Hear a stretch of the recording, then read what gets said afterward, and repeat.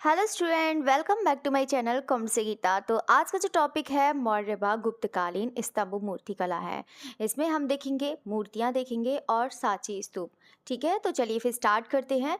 सभी स्टूडेंट अच्छे से ध्यान से समझ के पढ़िएगा, सभी के लिए इम्पोर्टेंट है। चाहे आपका यूपीटीजीटी, एस्टेट, DSSB नेट, सभी एग्ज़ाम के लिए इम्पोर्टेंट है। ये यहाँ से क्वेश्चंस जरूर पूछे जाते हैं। बाकी आपका क्लास 62 है। अगर इससे पहले बाई चांस किसी स्टूडेंट ने वॉच नहीं किया है तो आप उसे ज़रूर वॉच करिएगा। मैंने 61 तक क्लास करा दी है। ठीक है, तो चलिए क्वेश्चन नंबर 1 की तरफ बढ़ते हैं। क्वेश्चन नंबर 1 कह रहा है कि सांची स्तूप पर किस लिपि में संदेश खुदा है। यहाँ पर पूछ रहा है कि देवनागरी, कीलाक्षर, ब्राह्मी या फिर खरोष्टी। इसका जो राइट आंसर हो जाएगा वो कौन सा हो जाएगा? तो बिल्कुल यहाँ पर ब्राह्मी हो जाएगा। यहाँ पर इसके बारे में पढ़ लेते हैं। अगर यहाँ पर स्थान पूछा जाता है, मैंने आप लोग को इससे पहले भी बताया था स्थान, तो स्थान अगर पूछा जाता है तो आप क्या बताएंगे? विदिशा। और विदिशा कहाँ पड़ता है? MP में पड़ता है। ठीक है, अगर पूछा जाता है कौन से ज़िले में पड़ता है तो आप बताएंगे रायसेन ज़िले में पड़ता है। ठीक है, ये दो चीज़ आप लोग यहाँ पर ज़रूर याद रखना। अगर यहाँ से पूछा जाता है इसका जो प्राचीन नाम है वो क्या हो जाएगा, तो वो हो जाएगा कगंदबोट। ठीक है, तो ये भी याद रखिएगा, कगंदबोट इसका नाम है। बाकी अगर हम बात, या फिर कगनान भी बोल सकते हैं, कगंदबोट भी बोल सकते हैं, दोनों भी कभी कभी दोनों ही दे दिए जाते हैं, कगंदबोट। तो आप लोग इसको याद रखिएगा। बाकी नेक्स्ट जो है, यहाँ से और पूछा जा सकता है या फिर खोज पूछा जा सकता है। जनरल रॉयलेट ने करी थी ना? हाँ, जनरल रॉयलेट ने करी है। और कब? 1818 में करी है। ठीक है, तो ये चीज़ याद रखना। बाकी है यहाँ पर आगे क्वेश्चन को बढ़ते जाएंगे, बताते जाएंगे कि क्या क्या है इसके बारे में। क्वेश्चन नंबर 2 क्या कह रहा है? क्वेश्चन नंबर 2 कह रहा है यहाँ पर, सारनाथ स्तंभ में बने 4 पशुओं के नाम हैं। अब कौन से नाम है? तो ये है घोड़ा, गाय, शेर, वृषभ, गज, भालू, शेर, ऊंट, वृषभ, गज, घोड़ा, शेर या गज, मृग, बाघ, वृषभ। तो इसका राइट आंसर कौन सा हो जाएगा? बिल्कुल वृषभ, गज, घोड़ा और शेर। अगर हम यहाँ से इसके बारे में याद बात करते हैं, सारनाथ स्तंभ। सारनाथ स्तंभ तो मोस्ट इम्पॉर्टेंट है। सबसे पहले यहाँ पर इसका जो नाम है, सारनाथ का नाम, ठीक है, ये कहाँ पर है? सारनाथ स्तंभ। ठीक है, तो ये जो है कहाँ, ये कौन सा हो जाएगा? म्यूजियम में। बताइएगा, सभी स्टूडेंट म्यूजियम बताइएगा। और ये भी याद रखना, और इसमें कुछ पॉइंट्स आप लोग को बता दे रही हूँ जो बहुत ज़्यादा इंपॉर्टेंट है। पहले तो यहाँ पर इसके बारे पढ़ लेते हैं। वृषभ, गज, घोड़ा, शेर। आप लोग इस तरीके से भी याद कर सकते हैं, हेलो से याद कर सकते हैं। बाकी ये तो स्पेलिंग नहीं होती है, लेकिन आप याद कर सकते हैं। ठीक है, तो ये चीज़ याद रखना। बाकी यहाँ पर दूसरा पॉइंट है कि चार्ल्स फावरी ने यहाँ पर इसका ईरानी प्रभाव माना है। किसने? चार्ल्स फावरी स्मिथ ने यहाँ पर इस स्तंभ पर, ये जो सारनाथ स्तंभ है, इस पर कौन सा प्रभाव माना है? ईरानी प्रभाव माना है। ठीक है, तो याद रखना।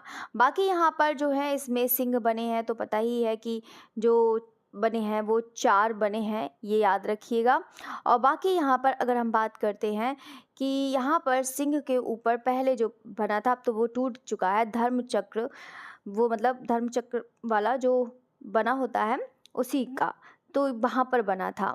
बाकी अगर हम बात करते हैं इनके जो इनका जो, ये आप लोग देख रहे हैं ना, वृषभ, वृषभ की अगर हम बात करते हैं तो यहाँ पर मैंने एक बार लिखवाया था कि कौन कौन से इसमें किसका प्रतीक होता है। तो वृषभ जो होता है वो भूमि की उर्वरता का प्रतीक है। शायद मैंने लिखवाया है, आप लोगों को पूरा लिखवाया था। बाकी अगर हम गज की यानी कि हाथी की बात करते हैं तो ये जो हो जाएगा विचारशील। ठीक है, विचारशील। बाकी अगर हम बात करते हैं घोड़ा, तो घोड़ा का कौन सा हो जाएगा? राज्य विस्तार का प्रतीक हो जाएगा। बाकी अगर हम बात करते हैं शेर की बात करते हैं तो ये शौर्य का भी प्रतीक होता है, शौर्य, साहस, ये सब का प्रतीक मान सकते हैं। ठीक है, तो यहाँ से तो रहा बाकी इतना। बाकी नेक्स्ट बढ़ते हैं। क्वेश्चन नंबर है यहाँ पर 3, मौर्य काल की प्रारंभिक मूर्तियाँ बनी। तो मौर्यकालीन की जो प्रारंभिक मूर्तियां बनी हैं वो कौन से पत्थर में बनी हैं? अब मौर्य काल का आपको मैंने कल भी बताया था, अगर मौर्य काल पूछा जाता है तो समझ ले जाइएगा कि यहाँ पर कौन से पत्थर की बात कर रहा है। तो चुनार पत्थर में यानी कि जो मौर्य काल में जितनी भी जो भी कुछ मिला है तो समझ जाइएगा कि यहाँ पर किसकी बात कर रहा है, चुनार पत्थर की बात कर रहा है। ठीक है, जैसे चाहे आपकी दीदारगंज यक्षी की प्रतिमा हो, चाहे मौर्य काल में जितने भी स्तूप बने हो वो भी। ठीक है, तो नेक्स्ट बढ़ते हैं, क्वेश्चन नंबर है 4 है, सांची के कितने तोरण द्वार हैं। अब देखो यहाँ पर मैंने बताया था कि आप लोग को साथ साथ में बताते जाएंगे कि चाहे कोई सा भी आए, सारनाथ, सांची। अब हम यहाँ पर बात करेंगे सांची स्तूप में जो तोरण की संख्या है वो कितनी है।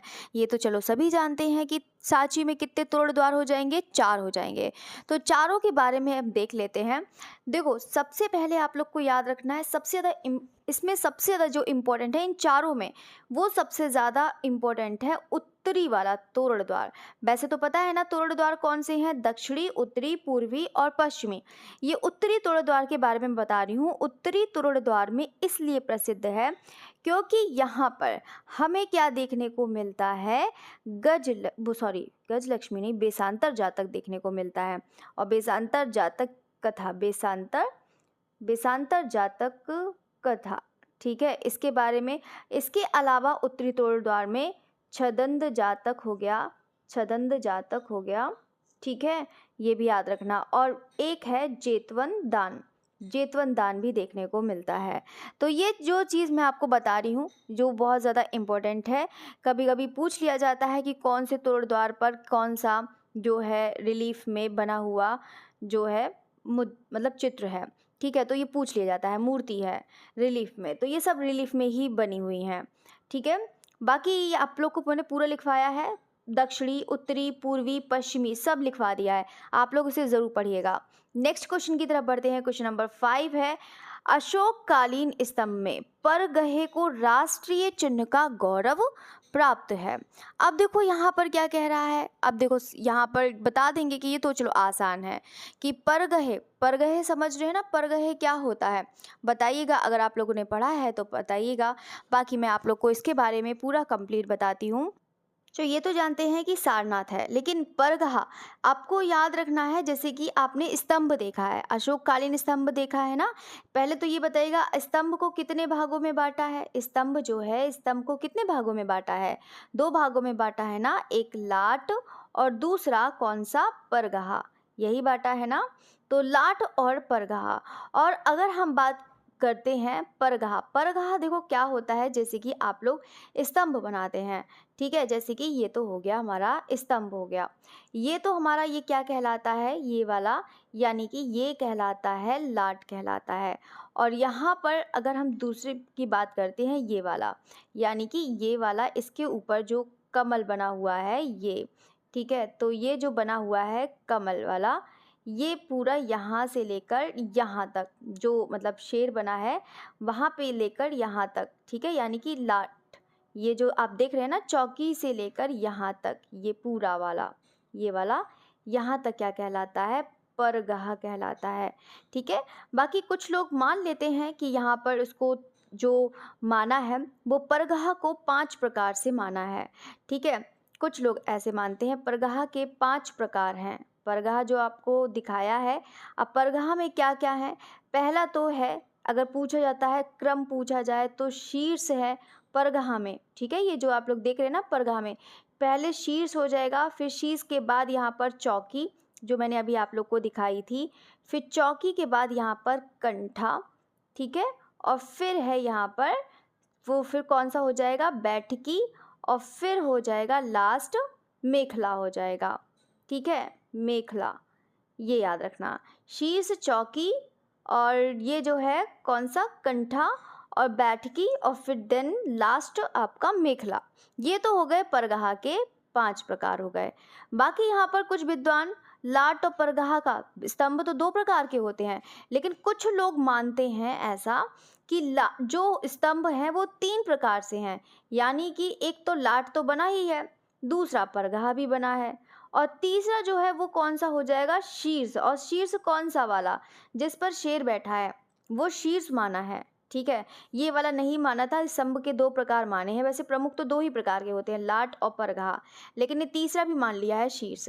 ठीक है, बाकी तो ये तो रहा छोटा सा आपका यहाँ पर, इसको ज़रूर पढ़िएगा। क्वेश्चन नंबर 6 है कि मूर्तियों पर विशिष्ट ओपदार पॉलिश किस काल की विशेषता है। ये तो बहुत आसान है, तो ये तो बता ही सकते हैं कि ओपदार पॉलिश का, तो बिल्कुल कौन सा हो जाएगा यहाँ पर, मौर्य काल हो जाएगा। क्वेश्चन नंबर 7 की तरफ बढ़ते हैं। कास्ट के साथ ही पत्थर और ईंटों का अधिकाधिक प्रयोग हुआ है। अब देखो यहाँ पर है कि मतलब कास्ट के साथ, लकड़ी के साथ साथ अब पत्थर का भी प्रयोग हुआ है, इवन जो है ईंटों का भी अधिक प्रयोग हुआ है। तो वो कौन से काल में हुआ था, वो हुआ था मौर्य काल में हुआ था। किसके काल में, मौर्य काल में हुआ था। बाकी यहाँ पर नेक्स्ट बढ़ते हैं। क्वेश्चन नंबर है 8। क्वेश्चन नंबर 8 क्या कह रहा है कि अमरावती स्तूप को प्रकाश में लाने का श्रेय किसको जाता है। अब यहाँ पर ये बताइएगा, साथ साथ में आपको क्या बताना है, अमरावती स्तूप में स्थान बताइएगा, और यहाँ पर खोज तो पूछा ही है, वो बताइएगा, और बाकी इसका जो है टाइम पीरियड बताइएगा। आपने शायद ये कल वाला भी बताया था, तो बिल्कुल कर्नल मैकेंजी हो जाएगा। ठीक है, कर्नल मैकेंजी। अगर यहाँ से पूछा जाता है कि कब किया है, तो 1917। ठीक है, ये याद रखना। बाकी अगर हम बात करते हैं कि ये जो आप लोग स्तूप देख रहे हैं, इसके अलंकरण पर किसका प्रभाव दिखाई देता है, वो हमें दिखाई देता है गांधार। ठीक है, गांधार। जैसे आप लोग प्रभा मंडल में भी देखते होंगे ना, गांधार शैली मतलब गांधार शैली में प्रभा मंडल बने हैं, अलंकृत बने हैं। तो वो जो है अलंकरण हमें कहाँ से दिखाई देता है, वो गांधार शैली का प्रभाव हमें दिखाई देता है, ये कह सकते हैं। किस पर, अमरावती स्तूप पर। और ये जो निर्मित करा गया है, जो बनाया गया है, वो कौन से पत्थर से बनाया गया है, वो सफ़ेद संगमरमर। किससे, सफ़ेद संगमरमर। ठीक है, याद रखिएगा ये वाला भी पॉइंट, संगमरमर, ये भी याद रखना। बाकी अगर हम बात करते हैं, ये अगर पूछा जाता है कि ये कौन सी नदी के तट पर स्थित है, तो यहाँ पर आप लोग बता सकते हैं कृष्णा नदी। बाकी सभी ने स्थान भी बताया है, बिल्कुल यहाँ पर जो है आंध्र प्रदेश में हो जाएगा, और आंध्र प्रदेश में कहाँ पर, गुंटूर जिले में हो जाएगा। ठीक है, तो याद रखना कौन से जिले में, गुंटूर जिले में। अगर यहाँ पर इसका प्राचीन नाम भी पूछ लिया जाता है, काफ़ी पूछा जाता है, तो धान्य कटक। जितने भी इंपॉर्टेंट पॉइंट बताती जा रही हूँ, जो जो क्वेश्चन आते जा रहे हैं, वो आपको साथ साथ में बताती जाऊँगी। ठीक है, अब देखो यहाँ पर आप लोगों ने कल पढ़ा था कि भरूच के अवशेष अधिकांश कहाँ मिलते हैं, तो आपने बताया था कि कलकत्ता। ठीक है, तो आप लोगों ने भरूच का याद रखा। अगर यहाँ से पूछा जाता है कि अमरावती स्तूप का जो है हमें कौन से संग्रहालय में सुरक्षित इसके अवशेष मिलते हैं, तो आप लोग को क्या याद रखना है, सबसे पहले याद रखना है ब्रिटिश म्यूजियम लंदन में संग्रहित है। दूसरा यहाँ पर है कोलकाता में भी संग्रहित है। ठीक है, कहाँ पर, कोलकाता में भी संग्रहित है। बाकी यहाँ पर मद्रास संग्रहालय में। तो ये जो संग्रहालय आपको बताए हैं, यहाँ पर इनके जो अमरावती स्तूप के जो मिले हैं अवशेष, वो यहाँ पर मतलब सुरक्षित हैं, ये कह सकते हैं। क्वेश्चन नंबर 9 है चावरधारी यक्षी जो संबंधित है, मोस्ट इम्पोर्टेंट है। चलिए, तो इसका आंसर बताइएगा। तो ये तो चलो आसान है, ये भी आसान ही है। तो बिल्कुल यहाँ विदिशा तो होगा नहीं, तो बिल्कुल कौन सा हो जाएगा, दीदारगंज। तो यक्षी जो दीदारगंज यक्षी की प्रतिमा है चावरधारी, इसके हाथ में क्या है, चावर। इसके हाथ में क्या है, चावर है, यानी कि जैसे पंखे की तरह होता है ना चावर, पंखे की तरह, उसी तरह से ये हाथ में पकड़े हुए है। कौन से हाथ में पकड़े हुए है, वो राइट साइड में पकड़े हुए है। राइट साइड समझ रहे हैं ना, दाहिने हाथ में पकड़ी हुई है। अगर यहाँ से पूछा जाता है इसकी जो हाइट है, वो कितनी हाइट है, बताइएगा। अगर आप लोग को पता है तो इसकी हाइट बताइएगा, कितनी हाइट हो जाएगी, वो हो जाएगी 64 इंच में हो जाएगी। कितनी, 64 इंच में हो जाएगी। अगर सेंटीमीटर में पूछता है तो 162 सेंटीमीटर हो जाएगा। ठीक है, तो ये भी याद रखना। बाकी तो पता ही होगा कि ये कौन से काल में बना है, तो बिल्कुल मौर्य काल में बना है। ठीक है, किसमें, मौर्य काल में बना है। ठीक है, तो ये चीज़ आप लोग याद रखना। बाकी यहाँ पर है ये कौन से संग्रहालय में संग्रहित अगर पूछा जाता है, तो आप लोग क्या बताएंगे, बिहार संग्रहालय में ये संग्रहित है। कौन से संग्रहालय में, बिहार संग्रहालय। नेक्स्ट क्वेश्चन की तरफ बढ़ते हैं। क्वेश्चन नंबर 10 है सांची के कितने तोरण द्वार हैं, तो सांची के अभी बिल्कुल आप लोगों ने बताया ही था, तो कितने हो जाएंगे, 4 हो जाएंगे। यहाँ पर दक्षिणी, उत्तरी, पूर्वी, पश्चिमी। ठीक है, तो ये चीज़ याद रखना। बाकी आप लोग को पूरा बता ही दिया है इसके बारे में। अगर नहीं किसी कोई स्टूडेंट बाद में ज्वाइन हुआ है तो आप इसे ज़रूर पूरी वीडियो देखेगा। किस स्तूप के तोरण द्वार विश्व प्रसिद्ध हैं? अब विश्व प्रसिद्ध है तोरण द्वार, तो ये तो सिर्फ एक ही के हैं जिसका नाम है सांची। तो बिल्कुल सांची के लिए यहाँ पर जो इसके तोरण द्वार प्रसिद्ध हैं। ठीक है, बाकी मैंने आप लोग को बता दिया है। इस पर डिज़ाइन करे हुए हैं तोरण द्वार जो हैं, चाहे दक्षिणी का हो, चाहे पूर्वी का हो, चाहे पश्चिमी हो। यहाँ पर जितने भी हों, जैसे भी अभी आप लोग को बताया भी था, जेतवंदान हो गया, गजलक्ष्मी हो गया, ये सब यहाँ पर आप लोग को देखने को मिल जाएगा। बाकी नेक्स्ट पढ़ते हैं। क्वेश्चन नंबर 12 है मूर्तियों में ओबदार पॉलिश किस काल की? चलो ये भी हो गया है क्वेश्चन। नेक्स्ट पढ़ते हैं क्वेश्चन नंबर 13, तक्षशिला। अब देखो तक्षशिला का महत्वपूर्ण स्तूप है। अब तक्षशिला का पूछ रहा है, तो तक्षशिला का सबसे महत्वपूर्ण स्तूप है वो कौन सा हो जाएगा? यहाँ पर आपका धर्मराज का स्तूप। ये भी बहुत ज़्यादा इम्पोर्टेंट है और दोनों ही याद रखना। धर्मराज का स्तूप तो बताया है, ये एक जो है यूपी का, ठीक है, जो सारनाथ में है। ठीक है, यूपी सारनाथ में है। ठीक है, तो वो भी याद रखना। जो है यहाँ पर जिसका उत्खनन किसने करवाया था बताइएगा? यूपी वाला जो है किसने करवाया था? 1794 बाबू जगत सिंह ने कराया था। किसने कराया था? बाबू जगत सिंह ने कराया था। ठीक है, तो ये चीज़ याद रखिएगा। बाकी तो मैंने आप लोग को पूरी थ्योरी करा दी है। आप लोग एक बार पढ़िएगा, आप लोग को सब कुछ मैटर मिलेगा। कुछ भी आप लोग को पढ़ने की ज़रूरत है ही नहीं बुक से, यहाँ पर सारा मैटर मिलेगा। तो जो स्टूडेंट पुराने हैं वो तो जानते होंगे कि मैंने पूरा इसका कराया ही है। ठीक है, अगर कोई स्टूडेंट ने नहीं देखा है तो आप उसे ज़रूर देखिएगा थ्योरी। बाकी क्वेश्चन नंबर 14 है कि निम्नलिखित में से बौद्ध धर्म का सबसे प्राचीन स्तूप कौन सा है? तो वो सबसे प्राचीन स्तूप कौन सा हो जाएगा? तो वो हो जाएगा आपका यहाँ पर सांची हो जाएगा। ठीक है, तो नेक्स्ट पढ़ते हैं। क्वेश्चन नंबर है 15 है सारनाथ की सिंह मुखाकृति मौर्य वंश का समय क्या है? तो ये यहाँ पर है मौर्य वंश का पूछा है। अब मौर्य वंश का जो टाइम पीरियड है वो कौन सा हो जाएगा? यहाँ पर तीसरी शताब्दी। तीसरी शताब्दी, इसका मतलब क्या कह रहा है यहाँ पर? ईशा पूर्व भी है ना, तीसरी शताब्दी ईशा पूर्व। ठीक है, तो यानी कि तीसरी शताब्दी ईशा पूर्व मान लिया जाता है। जैसे कि यहाँ पर 300 से, ठीक है, 300 ईशा पूर्व से लेकर ये इसका समय 184 भी कहीं होता है, कहीं 185 भी होता है। ठीक है, तो ये भी याद रखना। जो तीसरी ईशा पूर्व से जो है 300, ये इतना है, यानी कि तीसरी शताब्दी ईशा पूर्व। क्वेश्चन नंबर 16 है आंध्र प्रदेश के गुंटूर जिले में अमरावती स्तूप जो है किस नदी के किनारे स्थित है? ये तो बिल्कुल अभी बताया है, तो कौन सा हो जाएगा यहाँ पर? बिल्कुल कौन सा हो जाएगा? कृष्णा नदी हो जाएगा। ठीक है, ये पता है ना, गुंटूर जिले में है, दक्षिण भारत में, कर्नाटक, यही चीज़ पूछ जाता है। और कौन से काल का है वो भी पूछ लिया जाता है। ठीक है, नेक्स्ट बढ़ते हैं। क्वेश्चन नंबर 17 है भरहुत स्तूप। भरहुत स्तूप का जो अन्वेषण किसने किया है? तो चलिए भरहुत स्तूप के बारे में पढ़ लेते हैं। सबसे पहले तो आप लोग बताइएगा कौन से काल का है? कल ही आप लोग का ये क्वेश्चन आया था, तो बिल्कुल उसका है अलेक्जेंडर कनिंघम। तो ये तो अन्वेषण यानी कि किसकी बात कर रहा है? खोज की बात कर रहा है। और कब? 1873 में खोज करी है। तो ये बिल्कुल कौन सा हो जाएगा? शुंग कालीन का हो जाएगा। ठीक है, किसका? शुंग कालीन का हो जाएगा। और यहाँ पर मैंने बताया था कि इसके जो अवशेष हैं, ठीक है, वो कहाँ पर हैं? कोलकाता संग्रहालय में संग्रहित हैं। ठीक है, तो ये भी याद रखिएगा। बाकी बात करते हैं इसके बारे में, तो आप लोग को बता ही दिया है। बाकी निर्माण जो है इसका मतलब जो नीचे का पार्ट वाला जो मिलता है, जो अंडभाग ये कह सकते हैं, वो हो जाएगा आपका, मतलब ये कह सकते हैं ईंट जो है वो कनिंघम ने बताया था कि ये मौर्यकालीन है, ये ऐसा बताया था। ठीक है, बाकी जो शेष भाग जितना बचा वो शुंगकालीन हो गया। तो ये तो हो गया। बाकी नेक्स्ट क्वेश्चन की तरफ बढ़ते हैं।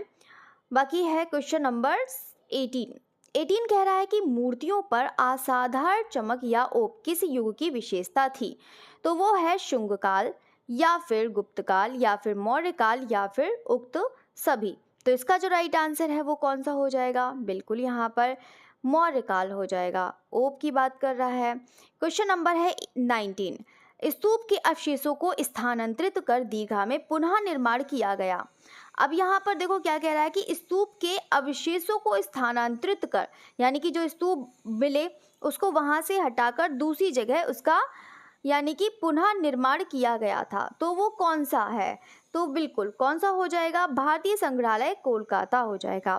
क्वेश्चन नंबर 20 है कि बुद्ध धर्म चक्र प्रवर्तन मुद्रा में संबंधित है, और ये भी बताइएगा साथ साथ में कि कौन से यहाँ पर कौन से काल की बात कर रहा है, गुप्त की, मौर्य की, यहाँ पर किसकी बात कर रहा है? तो इसका जो राइट आंसर है वो कौन सा हो जाएगा? यहाँ पर बुद्ध धर्म चक्र प्रवर्तन मुद्रा में संबंधित है, वो है सारनाथ, और सारनाथ से ही ये प्राप्त हुई थी। कहाँ से प्राप्त हुई है? सारनाथ से ही प्राप्त हुई है, और ये सारनाथ संग्रहालय में ही है। तो ये कौन से काल का हो जाएगा? यहाँ पर ये गुप्त काल की बात कर रहा है, ठीक है, याद रखना, यानी कि 5वीं शताब्दी। क्वेश्चन नंबर है 21 है, चावरधारी यक्षी संबंधित है, तो बिल्कुल दीदारगंज, ये तो भी आया ही था। क्वेश्चन नंबर 22 है कि कास्ट और साथ में जो है पत्थरों का, ईंटों का अधिक प्रयोग हुआ है, ये भी मौर्य काल हो जाएगा, सबसे ज़्यादा यहीं पर हुआ है। बाकी नेक्स्ट क्वेश्चन की तरफ बढ़ते हैं। तो यहाँ पर है पटना यक्ष और दीदारगंज यक्षी बनाई गई है। देखो मैंने आपको बताया था कि मौर्यकालीन में यहाँ पर कौन से पत्थर का है? चुनार सैंडस्टोन, यानी कि चुनार बलुआ पत्थर। तो इसका जो राइट आंसर है वो कौन सा हो जाएगा? चुनार सैंडस्टोन। क्वेश्चन नंबर 24 है, गौतम बुद्ध के गुरु कौन थे? तो यहाँ पर है द्रोणाचार्य, बाणभट्ट, ऋषभदेव या फिर अलार कलाम। तो इसका ये तो सीधा सीधा आंसर है, तो अलार कलाम ही हो जाएंगे, इसमें कौन सा जो है बताना नहीं है। क्वेश्चन नंबर 25 है, प्रस्तर उत्कीर्ण वास्तुकला का प्रथम साक्ष्य कहाँ मिला है? तो कहाँ मिला है? अजंता गुफाओं में। अभी तो प्रस्तर उत्कीर्ण वास्तुकला का, ठीक है, वास्तुकला का प्रथम साक्ष्य मिला है, वो कहाँ से मिला है? वो मिला है हमें लोमस ऋषि में। कहाँ मिला है? लोमस ऋषि में मिला है, ठीक है। नेक्स्ट बढ़ते हैं, चलो लोमस ऋषि के बारे में बता देते हैं।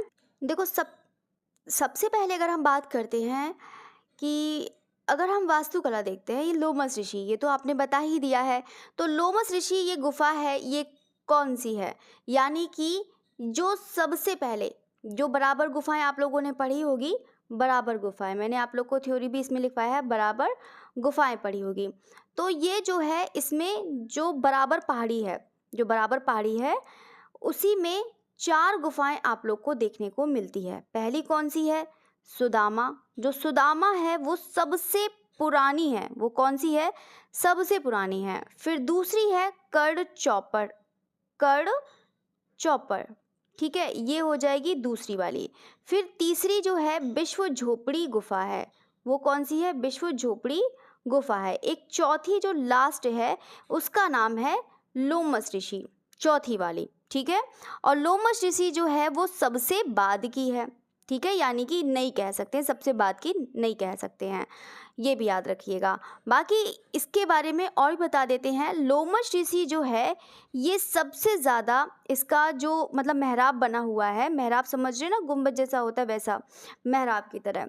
तो मेहराब जो बना है वो सबसे ज़्यादा अलंकृत यहाँ पर बना है। सर्वप्रथम ये कह सकते हैं कि अलंकृत सबसे पहले जो बना था वो लोमस ऋषि में ही बना था, ठीक है, ये कह सकते हैं। बाकी तो पता ही है कि ये मौर्यकालीन की बात कर रहा है, यहाँ पर किसकी बात कर रहा है? मौर्यकालीन की बात कर रहा है, ठीक है। नेक्स्ट बात करते हैं, क्वेश्चन नंबर 26 से है, सारनाथ बुद्ध प्रतिमा किस माध्यम में गढ़ी गई है? तो कौन से माध्यम में गढ़ी गई है? तो ये भी है, अब यहाँ पर सारनाथ की बात कर रहा है, सारनाथ स्तंभ। तो इसका जो राइट आंसर है वो कौन सा हो जाएगा यहाँ पर? तो बिल्कुल ये हो जाएगा चुनार बलुआ पत्थर, इसका राइट आंसर हो जाएगा। क्वेश्चन नंबर है 27 कि मथुरा संग्रहालय से प्रदर्शित परखम यक्ष किस काल से संबंधित है? चलिए तो फिर बताइएगा। परखम यक्ष भी मैंने आप लोग को पढ़ाया है, तो बताइएगा इसका जो राइट आंसर है वो कौन सा हो जाएगा? तो मौर्य काल हो जाएगा। कौन सा हो जाएगा? मौर्य काल हो जाएगा। नेक्स्ट बढ़ते हैं, बाकी है मौर्य काल है, ये यूपी में ही है, मथुरा संग्रहालय में, याद रखिएगा।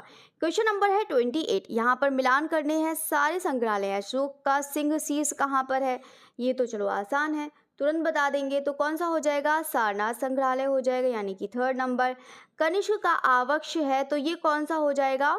मथुरा संग्रहालय, यानी कि 1st नंबर। गोवर्धनधारी ये गुप्त काल का है, तो ये हो जाएगा कहाँ पर संग्रहित है? ये हो जाएगा भारत कला भवन BHU, यानी कि 4 नंबर।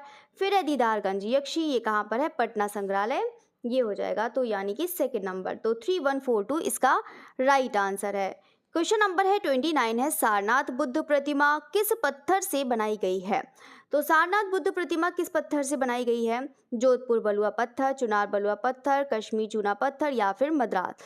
तो इसका जो राइट आंसर है फिर से यही चीज़ है कि चुना सारनाथ बुद्ध प्रतिमा है वो चुनार बलुआ पत्थर है, तो ये भी याद रखना। बाकी क्वेश्चन नंबर है 30 है, स्तूप के 30 आ गया है ना, हाँ, तो क्वेश्चन नंबर 30 कह रहा है कि स्तूप के किस भाग को हर्मिका कहते हैं? अब देखो यहाँ पर हर्मिका को भी समझ लेते हैं। पहले आप थोड़ा-सा चाहे तो स्ट्रक्चर बना सकते हैं, नहीं तो कोई बात नहीं। देखो यहाँ पर आपको बता देते हैं, थोड़ा-सा ऐसे ही रफ बता देती हूँ कि जैसे कि ये चीज़ हो गया, ये हो गया हमारा, ये इसका, ये तो हो गई वेदिका हो गई, ये क्या हो गया? वेदिका हो गई, ठीक है? ये याद रखना। बाकी यहाँ पर इसके जो ऊपर बना रहता है, जैसे कि ऊपर बना हुआ होता है यहाँ पर, ये जो बना होता है, ठीक है? तो ये जो होता है इसका, ये होता है मेधी। इसको क्या कहते हैं? अंड भाग कहते हैं। इसको क्या कहते हैं? अंड भाग। बाकी इसके ऊपर एक बना होता है इस टाइप का स्क्वायर शेप में, तो ये जो होता है इसको कहते हैं हम हर्मिका, ठीक है?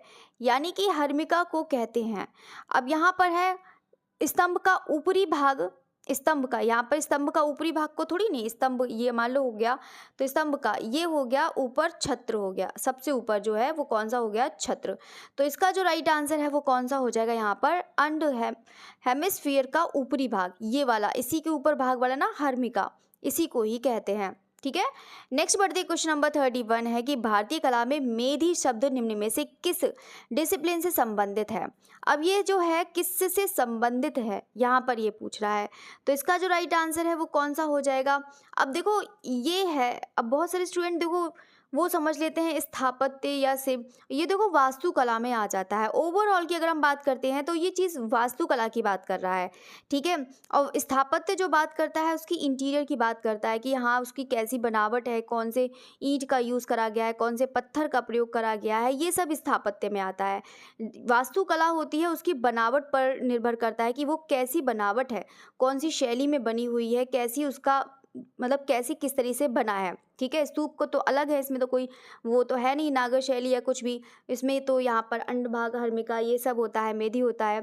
तो बाकी है यहाँ पर इसका जो राइट आंसर तो वास्तुकला से संबंधित है मेधी। मेधी आप लोग को बताया था ना, जो यहाँ पर इसका ये वाला, इसका ये वाला जो भाग होता है, ये वाला जो इसके ऊपर ये चीज़ होता है मेधी, ठीक है? मैंने तो बर्गर की तरह बना दिया है इसको। क्वेश्चन नंबर 32 है, भारतीय वास्तुकला में सर्वप्रथम मेहराब युक्त प्रवेश द्वार कहाँ पाया गया है? तो ये जो है भारतीय वास्तुकला में सर्वप्रथम मेहराब युक्त प्रवेश द्वार, बिल्कुल अभी अभी मैंने आप लोग को बताया था ये क्वेश्चन में कि इसका मेहराब जो सबसे पहले मेहराब युक्त अलंकृत वाला ये पाया गया था, वो कहाँ पर? लोमस ऋषि गुफा यानी कि बिहार में पाया गया है, ठीक है? नेक्स्ट बढ़ते हैं क्वेश्चन नंबर 33 है कि सांची महास्तूप के किस तोरण और बड़ेरी के आगे पीछे बेसांतर जातक कथा चित्रित है? तो कौन से पश्चिम तोरण द्वार बड़ेरी है, या फिर दक्षिण तोरण, या फिर पूर्वी, या फिर उत्तर? तो इसका जो राइट आंसर है वो कौन सा हो जाएगा? यहाँ पर किसकी बात कर रहा है? सबसे सुरक्षित वाला जिसका नाम है उत्तर तोरण, ये सबसे ज़्यादा पूछा जाता है। बाकी ये क्वेश्चन नंबर है 34 है, प्राचीनतम गुफा प्रवेश द्वार नाम बताएं जो कास्ट अलंकरण की अनुकृति है, कास्ट यानी कि लकड़ी है, ठीक है? तो यहाँ पर किसकी बात कर रहा है? बिल्कुल कौन सा हो जाएगा? लोमस ऋषि। वैसे भी आप लोग को पता होना चाहिए कि जो कास्ट वाला, कास्ट हो गया, पत्थर हो गया, और जितने जो भी है, तो वो चीज़ कहाँ हमें मिलता है? कि मौर्य काल में ही मिलता है, ठीक है? तो कास्ट अलंकरण की अनुकृति आप इस तरह से पहचान सकते हैं। अगर आप लोग को याद नहीं आ रहा है कि कौन सा है, तो आप इस तरह से पहचान सकते हैं कि हाँ कि मौर्य काल का है ही लोमस ऋषि गुफा, ठीक है? जो भी मैंने आप लोग को बताया ही था, तो इसलिए राइट आंसर लोमस ऋषि। क्वेश्चन नंबर है 35 है कि भारतीय कला में हर्मिका शब्द, ये बिल्कुल अभी आया ही था, तो इसका जो राइट आंसर है हर्मिका शब्द, ठीक है? जो हर्मिका शब्द है, अब देखो यहाँ पर तो आपको पता है कि अब ऐसा तो है नहीं कि यहाँ पर वास्तुकला दिया है। मैं हमेशा आप लोग से कहती हूँ कि वास्तुकला स्थापत्य हमेशा अलग अलग होता है, ठीक है? तो ये मत सोचना कि यहाँ पर कभी, हाँ ऑप्शन में अगर वास्तुकला नहीं देगा तो स्थापत्य दे देता है, कभी कभी ये भी हो जाता है, ठीक है? तो यहाँ पर जो कह रहा है कि हर्मिका शब्द है, तो वो कौन सा हो जाएगा? स्तूप स्थापत्य से हो जाएगा हर्मिका, ठीक है? बाकी है कभी कभी वास्तुकला देता है, वैसे वास्तुकला इसका शब्द सही है। क्वेश्चन नंबर 36 है सबसे बड़ा स्तूप। सबसे बड़ा स्तूप जो है कहाँ पर स्थित है? दिए गए विकल्पों से पहचान करें सबसे बड़ा स्तूप। सबसे बड़ा स्तूप है वो कौन सा हो जाएगा यहाँ पर? बिल्कुल सांची हो जाएगा। सांची के बारे में मैंने पूरा पढ़ाया है, अगर आप लोगों ने नहीं देखा है तो उसे ज़रूर देखिएगा, स्टार्टिंग में ही पूरा बताया है आप लोग को। क्वेश्चन नंबर 37 कह रहा है कि भारत में प्रागैतिहासिक दफन टीले यानी कि बरियल हीप को किसकी अभिकल्प यानी कि डिज़ाइन के रूप में विकसित किया गया है? दिए गए विकल्पों की पहचान करें। अब इसका जो राइट आंसर है वो कौन सा हो जाएगा यहाँ पर? स्तूप हो जाएगा। ठीक है, कौन सा हो जाएगा? स्तूप हो जाएगा। बाकी नेक्स्ट क्वेश्चन की तरफ बढ़ते हैं। क्वेश्चन नंबर है 38। सारनाथ स्तंभ के 4 शेरों की अभिव्यक्ति को निम्नलिखित में से किसकी संज्ञा दी जाती है? तो यहाँ पर है नेशनल लोगो, नेशनल सिंबल, नेशनल एम्बलम या फिर नेशनल साइन। तो इसका जो राइट आंसर है वो कौन सा हो जाएगा? वो हो जाएगा नेशनल एम्बलम। याद रखना जो सारनाथ स्तंभ में 4 जो शेर बने हुए हैं वो किसका है? नेशनल एम्बलम का है। ठीक है, नेक्स्ट बढ़ते हैं। क्वेश्चन नंबर 39 है मूर्ति कौन सी दीदारगंज यक्षिणी इन शैलियों में से किसी से संबंधित हो सकती है? अब ये तो चलो आसान है, बिल्कुल मौर्य काल से ही है, याद रखिएगा।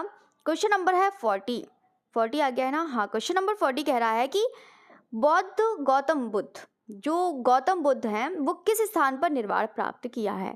इसको मैं हमेशा आप लोग को बताती हूँ कि आप लोग कुशीनगर मत कर लगाइएगा। तो यहाँ पर ये जो है राइट आंसर इसका कौन सा हो जाएगा? बोध गया हो जाएगा। ठीक है, क्वेश्चन नंबर है 41 कह रहा है कि रामपुरवा बुल कैपिटल कहाँ स्थित है? तो इसका जो राइट आंसर है वो कौन सा हो जाएगा? रामपुरवा की बात कर रहा है ना, तो इसका जो राइट आंसर है वो राष्ट्रपति भवन नई दिल्ली हो जाएगा। रामपुरवा बुल कैपिटल, यहाँ पे इसके बारे में बता देते हैं आपको। देखो यहाँ पर ये बता दें, रामपुरवा जो है यहाँ यानी कि जो मिले थे ये रामपुरवा बुल कैपिटल जो स्तंभ मिले थे वो कहाँ से मिले थे? बिहार से मिले थे। और इसमें जो है 2 स्तंभ पाए गए थे। कितने? 2 स्तंभ। एक पर जो बना था वो किसकी आकृति थी? बैल की थी। और जो पहली वाली आकृति थी वो कौन सी? शेर की थी, यानी कि सिंह की। तो सिंह की आकृति थी, जो पहली वाली थी वो सिंह की थी, वो दूसरी वाली बैल की हो जाएगी, ये थी। ठीक है, तो जो रामपुरवा बुल कैपिटल वो कहाँ पर स्थित है? वो ये मत समझना कि बिहार में है, वो राष्ट्रपति भवन नई दिल्ली में है। इसी के बिल्कुल प्रवेश द्वार पर, यानी कि जो एंट्री गेट आप लोग देखते होंगे तो ये वहीं पर ही बना हुआ है। जो कौन सा वाला है ये भी बता देते हैं, वो बुल लिखा ही है। तो बुल कैपिटल वाला जो है यानी कि वृषभ, कभी कभी वृषभ भी लिखा होता है, तो वृषभ वाला जो है वो कहाँ पर हो जाएगा? राष्ट्रपति भवन नई दिल्ली में। यहाँ पर इसके एंट्री गेट पर, मतलब जहाँ से एंट्री होती है वहीं बाहर ही रखा हुआ है। ठीक है, ये भी याद रखना। बाकी नेक्स्ट बढ़ते हैं। क्वेश्चन नंबर 42 है कि मौर्य काल में निर्मित रामपुरवा बुल कैपिटल किसके बीच में है? अब यहाँ पर पूछ रहा है कि किसके बीच में है, तो वो किसके बीच में हो जाएगा?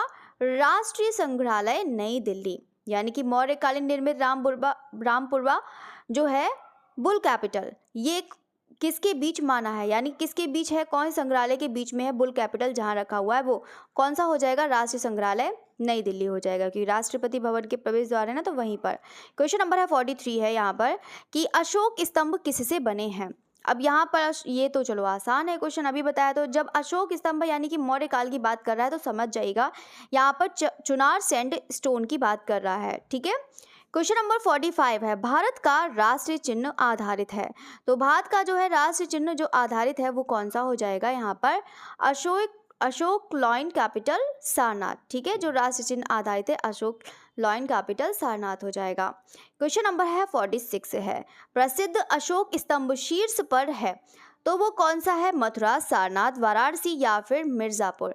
तो इसका जो राइट आंसर है वो कौन सा हो जाएगा? प्रसिद्ध अशोक स्तंभ शीर्ष पर है, तो बिल्कुल सारनाथ ही हो जाएगा। क्वेश्चन नंबर है 47 है अशोक कालीन किस स्तंभ के परगहे को राष्ट्रीय चिन्ह का गौरव प्राप्त है?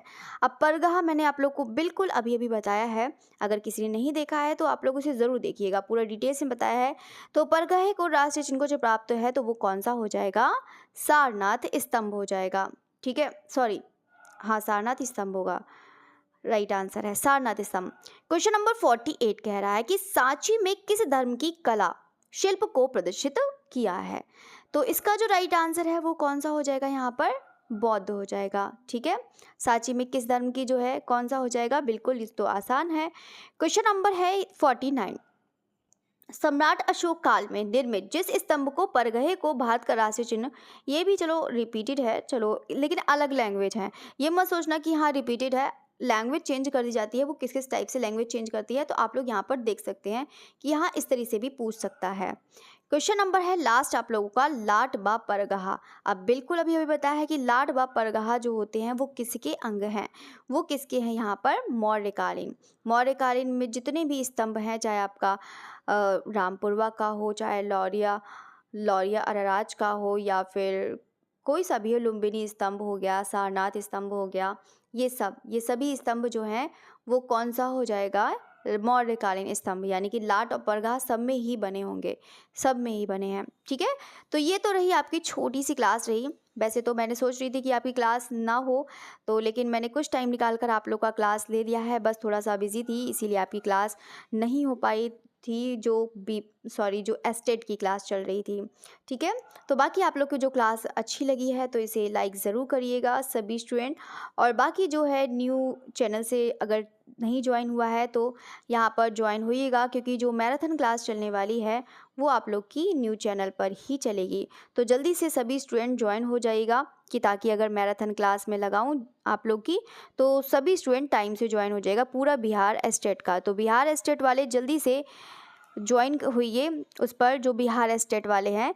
जो न्यू चैनल है, न्यू चैनल आप लोग को चाहे तो लिंक में ही मिल जाएगा, आप लोग को लिंक में मोर में जाकर मिल जाएगा। नहीं तो अगर नहीं मिल सकता है तो आप लोग सर्च कर सकते हैं, आर्ट कॉम्पिटिटर्स के नाम पर होगा, तो आप वहाँ से सर्च कर सकते हैं, आपको वहाँ से भी मिल जाएगा। ठीक है, तो बाकी जल्दी से, बस मैं पूरी कोशिश कर रही हूँ कि जल्दी से आप लोग की मैराथन क्लास हो, एक अच्छी वाली क्लास हो, कि ताकि आप लोग का सारे क्वेश्चंस आ जाएँ। कम से कम 200 या 500 की क्लास लेंगे, कि कम से कम 500 की क्वेश्चंस हों तो आप लोग की क्लास लगा दी जाए। ठीक है, कि ताकि आप लोग का सिलेक्शन एक बार में ही हो जाए। सिलेक्शन नहीं मतलब एंट्रेंस एग्ज़ाम में सिलेक्शन हो जाए, ये कह सकते हैं हम। एंट्रेंस एग्ज़ाम निकल जाए और आप लोग को बीपीएससी में जॉब लग जाए। ठीक है, तो चलिए आप लोग की क्लास यहीं पर फिनिश करते हैं। Okay, thank you everyone. बाकी देखते हैं, अगर शाम का अगर क्लास होती है तो आप लोग को मिलेगा, तो शायद अगर टाइम होगा तो ज़रूर आप लोग देख लीजिएगा, क्लास होगी, बाकी आप लोग को ज़रूर मिलेगा। ठीक है, ओके, मैं शेयर कर दूंगी आप लोग को टेलीग्राम पर, तो आप लोग उस पर देख सकते हैं। Okay, thank you everyone.